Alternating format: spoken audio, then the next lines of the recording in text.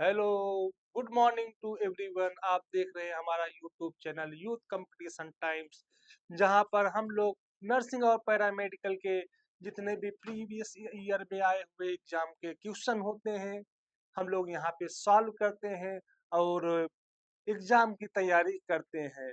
इस प्लेटफॉर्म में हम लोग क्या करते हैं, जितने भी प्रीवियस ईयर क्वेश्चन जो कि कंपटीशन एग्जाम में पूछे जाते हैं, उन क्वेश्चन को हम लोग पुट अप करके लाते हैं यहाँ पे और सॉल्व करते हैं, जिससे के तहत हमारी तैयारी अच्छे से आसानी से हो सके। ये की वीडियो जो है नर्सिंग और पैरामेडिकल के स्टूडेंट के लिए बहुत ही इम्पोर्टेंट है। अभी हम लोग का चैप्टर चल रहा है सुचरिंग।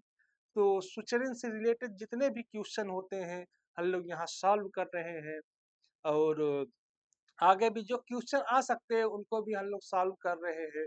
तो आइए चलिए देखते हैं क्वेश्चन पे कहाँ-कहाँ से क्वेश्चन पुट अप किया गया है और उसका आंसर क्या होगा और कितना टाइम टेकिंग भी क्वेश्चन होते हैं, ये भी हम लोगों को समझ में आ जाएगा। आइए बिना देर किए क्वेश्चन पे चलते हैं।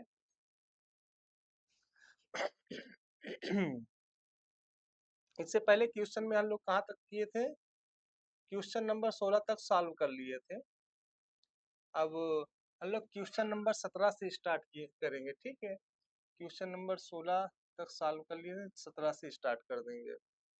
देखिए 17 में क्या कहा गया है, appropriate negative pressure in suction machine. चूसण मशीन में उत्पन्न नकारात्मक दाब क्या होता है?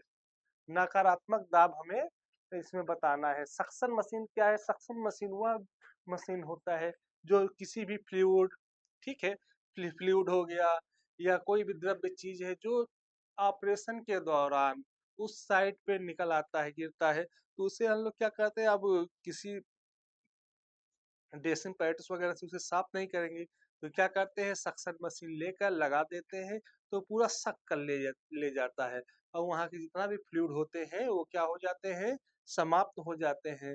तो उसमें क्या होता है, निगेटिव प्रेशर पड़ता है, ठीक है। चूंकि क्या, अगर जो सक्शन मशीन होता है वो अपने तरफ क्या करता है, खींचता है। जितने भी लिक्विड वगैरह होते हैं क्या करता है, अपने तरफ खींच लेता है। जैसे यहाँ पे लिक्विड पड़ा है, तो ये क्या करेंगे, यहाँ पे हम लोग पाइप लगा देंगे तो ये क्या कर लेगा, पूरा खींच लेगा अपने तरफ। तो वही प्रेशर कितना होता है ये हमको लोग को बताना है। तो पहला देखिए क्या है, ऑप्शन में पहला क्या कहा जा रहा है, 50 से 100 mmHg है। उसके बाद क्या है, 200 से 300 mmHg है। और ऑप्शन नंबर सी में क्या है, 400 से 700 mmHg है। और ऑप्शन नंबर डी में क्या है, 1000 से 1200 mmHg है।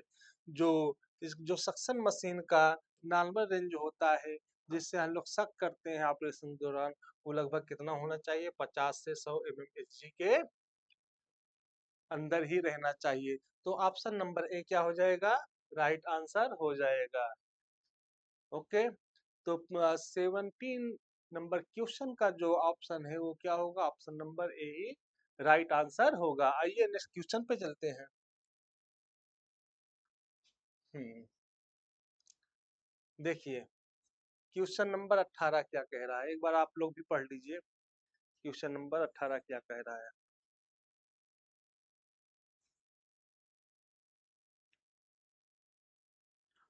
Who introduced catgut suture in surgery. Surgery में कैटगट टाका की खोज कौन किया था? सर्जरी में कैटगट टाका का खोज कौन किया था? कैटगट क्या है, एक सुचर है।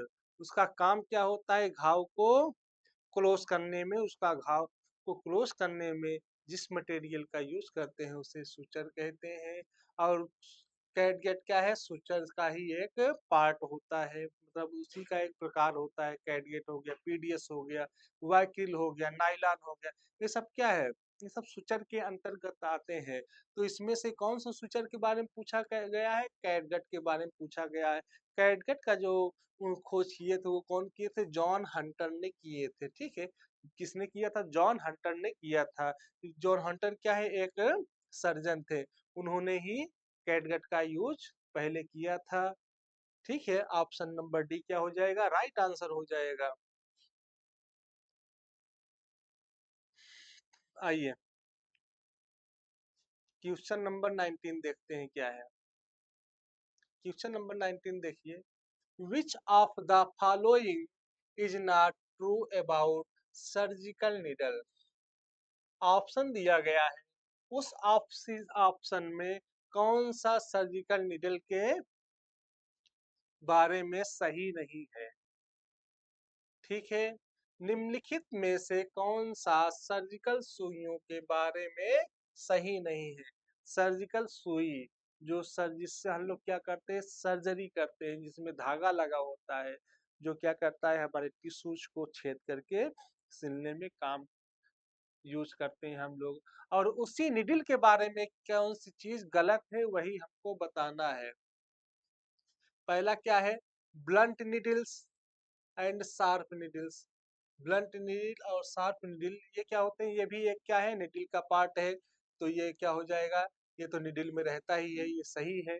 तो इसमें क्या पूछा है, नहीं है, तो ये क्या हो जाएगा, रॉन्ग आंसर हो जाएगा। ऑप्शन नंबर ए क्या हो जाएगा, रॉन्ग हो जाएगा। राउंड बॉडी एंड कटिंग ये भी नीडल का ही पार्ट है, यही नीडल का भी विशेषताएं बताती है। तो इसमें क्या कहा गया है, नहीं पूछा गया है, तो ये भी क्या हो जाएगा, रॉन्ग ऑप्शन हो जाएगा। उसके बाद क्या है, रिवर्स कटिंग। रिवर्स कटिंग भी एक निडल का ही प्रकार होता है उसका, ठीक है। तो ये भी क्या हो जाएगा, रॉन्ग आंसर हो जाएगा। मेटेलिक एंड सिंथेटिक जो होता है, सिंथेटिक क्या होता है, सुचर होते हैं। तो ये किसके बारे में पूछा गया है, निडल के बारे में पूछा गया है। तो राइट आंसर यही हो जाएगा कि सिंथेटिक निडल से रिलेटेड नहीं है। तो ऑप्शन नंबर डी क्या हो जाएगा, राइट आंसर हो जाएगा। ठीक है प्यारे, कुछ समझ में आया? अगर नहीं समझ में आया तो एक बार आप लोग कमेंट कर दीजिएगा, तो फिर से हम उसी क्वेश्चन को समझा देंगे। आइए चलते हैं आगे नेक्स्ट क्वेश्चन पर।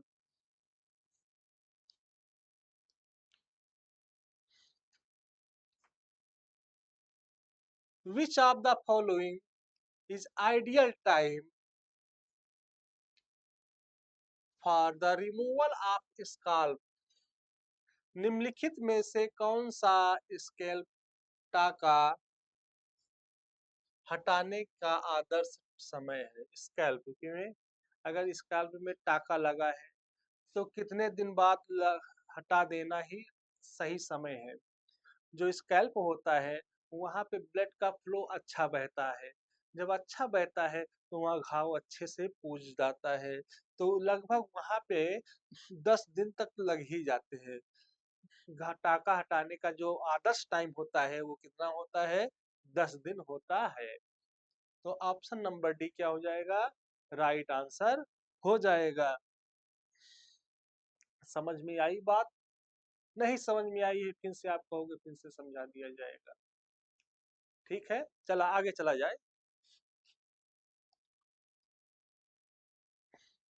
देखा ये क्वेश्चन का कह रहा है, which of the following delayed absorbable synthetic suture material. जो क्या है, एब्जॉर्बेबल है, सिंथेटिक मटेरियल सुचर है।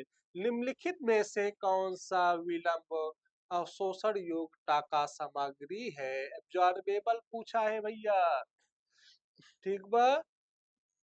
एब्जॉर्बेबल का होता, तो का लोग पता ही बा एब्जॉर्बेबल का होता। और क्या है, सिंथेटिक है।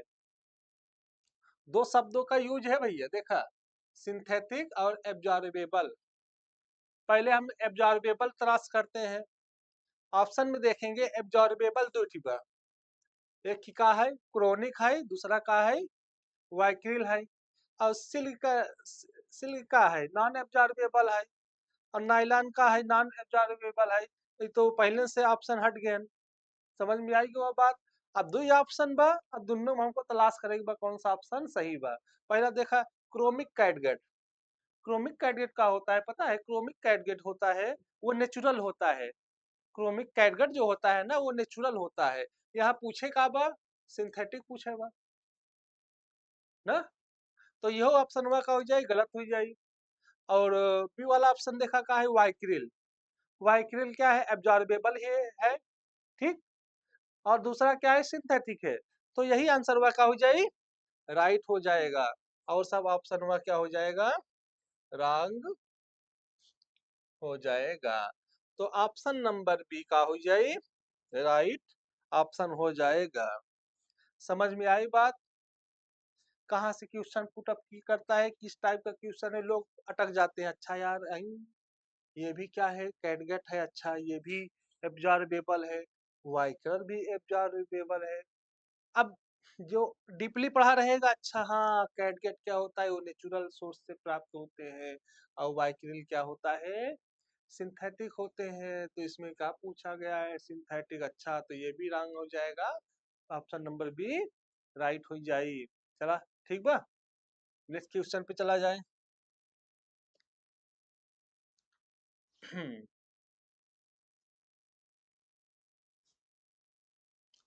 Most common technique of the breast lump biopsy. स्तन गांठ बायोप्सी का सबसे निकटतम तकनीकी क्या है? जो मोस्ट कॉमन तकनीक होता है स्तन के लिए बायोप्सी के लिए, ठीक है, बायोप्सी कराया जाता है। बायोप्सी की कराया जाता है अगर जैसे कोई ट्यूमर सेल हो गया या कोई सेल हो गया, ठीक है, तो क्या करते हैं उसको बायोप्सी कराते हैं पता करने के लिए कहीं कैंसर वगैरह तो नहीं है। तो अक्सर क्या होता है ब्रेस्ट में जो हम लोग बायोप्सी करते हैं, तो एक होता है कोर निडिल, ठीक है, वो कॉमन होता है। कोर निडिल बायोप्सी हम लोग स्तन के लिए ब्रेस्ट के लिए कहते हैं। तो ऑप्शन में देख लिए जाए कहीं कोर निडिल बायोप्सी बा। हाँ ये देखा कोर बायोप्सी, ठीक। तो ऑप्शन नंबर सी का हो जाए राइट आंसर हो जाए। और क्या है, इंसिजनल बायोप्सी नहीं होगा, चीरा लगाएगी निकाले पड़े। एक्सीजनल बायोप्सी ये भी नहीं, एक्सीजनल बायोप्सी में पूरा ही ट्यूमर सेल को ही रिमूव कर देते हैं, ठीक। पंच बायोप्सी ये भी नहीं होगा। तो कोर बायोप्सी का हो जाए राइट आंसर हो जाए। तो ऑप्शन नंबर सी क्या है, राइट आंसर है। ओके, चल आगे चला जाए। देखा है क्वेश्चन पढ़ा एक बार, क्वेश्चन मजेदार बा, पढ़ ले एक बार आपो लोग, नहीं कहा बा नहीं पढ़े, पढ़े टाइम नहीं देते।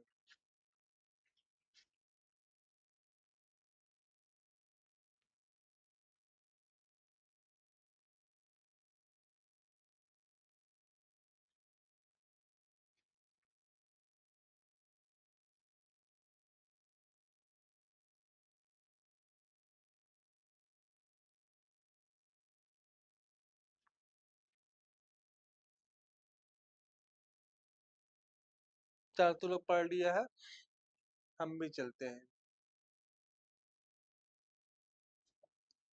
सर्जिकल स्पेसिमेन और frozen section examination should be which solution. Frozen section परीक्षण के लिए सर्जिकल नमूना किस घोल में भेजा जाता है? घोल किस घोल में भेजा जाता है, ये क्वेश्चन बोलत बा, ठीक है। फ्रोजन जो सर्जिकल स्पेसिमेन फ्रोजन सेक्शन होता है, उसे ज्यादा समय के लिए रखते नहीं है, ठीक है। जैसे ऑपरेशन हो रहा है और सर्जन की जरूरत हुआ तो तुरंत कहता है इसका आप जांच करके लाइए, तो इसको क्या करते हैं किसी घोल वगैरह में नहीं रखते हैं, बिना घोल के ही इसे हम लोग ले जाते हैं और तुरंत क्या करते हैं उसका जांच करा के वो निकाल लेते हैं। तो क्या हो जाएगा, without any any preservation solution. तो यही क्या हो जाएगा इसका राइट आंसर हो जाएगा। फॉर्मेलिन में भी इसका यूज नहीं करते, फॉर्मेलिन वगैरह इसमें नहीं मिलाते हैं। तो ऑप्शन नंबर ए का हो जाएगा राइट आंसर हो जाएगा, ठीक। अब आगे चलिए।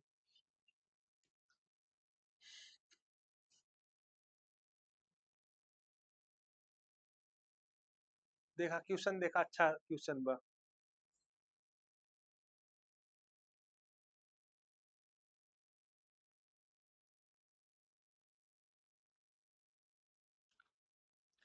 Which of the following suture material is having longest half life. Question क्या कहा गया है, सबसे लॉन्गेस्ट हाफ लाइफ बोला गया है, ठीक है। मतलब जैसे 100% है, कोई भी सूचर अगर उसको 100% किसी चीज को गलाना है तो क्या करेगा, 10% गलेगा, 20% गलेगा, ठीक है, 30% गलेगा, 40% गलेगा, तो 50% गलेगा, धीरे धीरे जैसे ये है सूचर हो गया। तो धीरे धीरे गलता जाएगा, एकदम से अचानक से कोई गलेगा नहीं, ठीक है। तो वो 50% की सबसे ज्यादा टाइम लेता है गलने में। तो ये हमको क्वेश्चन देख के बताना है क्या होता है, ठीक है। तो देखिए पहला क्या है, कैटगट। कैटगट नहीं होता, ठीक है। वाइक्रिल ये भी नहीं है। पीडीएस क्या है, ये भी नहीं है। प्रोलीन जो होता है, प्रोलीन ही वो सूचर है जो लॉन्गेस्ट हाफ लाइफ होता है, ठीक है। ये सब इसका जो 50% गलने में बहुत समय लेता है। तो ऑप्शन नंबर डी क्या हो जाएगा, राइट आंसर हो जाएगा। आइए चलते हैं नेक्स्ट टॉपिक पे। वाइक्रिल। क्वेश्चन देखिए क्या कहा गया है, वाइक्रिल। वाइक्रिल इज, वाइक्रिल क्या है। ऑप्शन में क्या है, एब्जॉर्बेबल है, वेरी चीप है, वेरी वीक है, थिकेट सूचर्स है। अगर हम लोग नेक्स्ट क्लास लगाए होंगे, अगर लोग नेक्स्ट क्लास पढ़े होंगे, तो उसमें हमने बताया था वाइक्रिल क्या है। वाइक्रिल एक क्या है, एब्जॉर्बेबल सूचर है। वाइक्रिल क्या है, एब्जॉर्बेबल सूचर है। तो क्या होता है, एब्जॉर्बेबल सूचर क्या होता है, जो स्वयं गल जाता है, बॉडी क्या करती है उसे एब्जॉर्ब कर लेता है, डाइजेस्ट कर लेता है। तो वाइक्रिल क्या है, एब्जॉर्बेबल है। अगर ऑप्शन में एब्जॉर्बेबल आ गया है तब जो वही ऑप्शन क्या हो जाएगा, राइट आंसर हो जाएगा।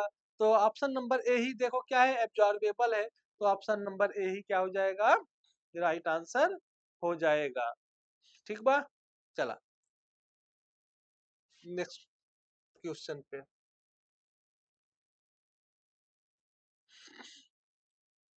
देखा क्वेश्चन क्या कह रहा है, the eyeless suturing needle are called. बिना छेद वाली टाके लगाने वाला सुइयों को कहा जाता है। बिना छेद वाली, ठीक है, जिसमें आई नहीं होता। पहले क्लास में बताए रहे क्या होता है, एक ये निडिल है, दूसरा ये निडिल है, ठीक बा। इसमें क्या होता है, इसे टॉप पे जो होता है इसमें छेद होता है, जिसमें हम लोग धागा अलग से डालते हैं। मगर इस वाले में क्या होता है, धागा ऑलरेडी इसमें ऐसे लगा रहता है, इसमें आई नहीं पाया जाता। तो अगर जिसमें आई रहता है तो उसका क्या होता है, इधर का डायमीटर ज्यादा होता है, जिसमें आई नहीं होता इसमें डायमीटर कम होता है। जब जितना डायमीटर ज्यादा होगा उतना ट्रामेटिक होता है, उतना वो क्या करेगा, टिश्यू को फाड़ेगा, चिड़ेगा। तो इसी से रिलेटेड वर्ड बनाया गया है।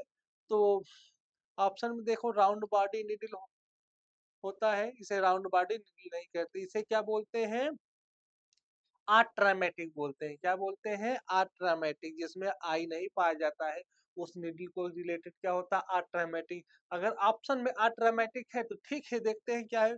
टेपर कट निडल्स, ये भी रंग हो जाएगा। कर्व कट निडल्स, ये भी रंग हो जाएगा। और ये देखो आट्रामेटिक निडल्स, आट्रामेटिक निडल्स आ गया है ना, तो यही क्या हो जाएगा, इसका राइट आंसर हो जाएगा। ऑप्शन नंबर डी का है इसका राइट आंसर है, ठीक है। क्वेश्चन नंबर 26 का जो राइट आंसर है वो क्या होगा, option number D, traumatic needle. किस क्या ऑप्शन क्वेश्चन पूछागा, आईलेस सुचरिंग। आईलेस सुचरिंग ये याद रखिएगा। आईलेस सुचरिंग क्या होता है, ट्रामेटिक होता है। अगर यही आंख सहित रहेगा तो उसे क्या कहेंगे, ट्रामेटिक कहते हैं, ठीक। चला आगे चला जाए।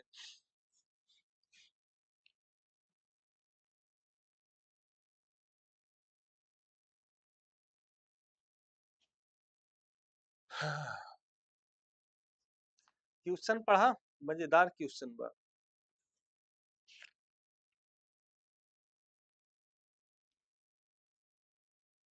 The removal of entire tumour,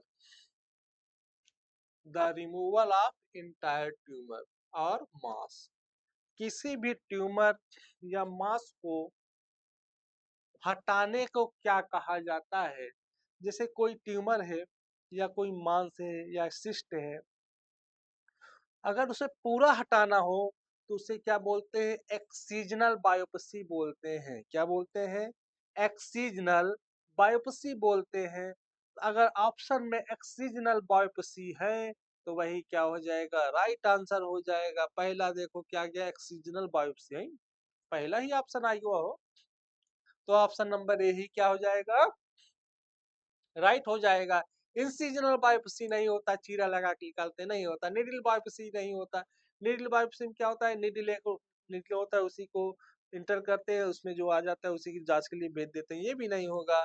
और स्टेजिंग बायोप्सी भी नहीं होगा। तो क्या होगा, option number A excisional biopsy होता है, जिसमें हम लोग पूरे ट्यूमर सेल को ही रिमूव करके जांच के लिए भेज देते हैं। उससे पता चल जाता है कैंसर है, क्या है, फलाना ढिकाना। ठीक, आइए।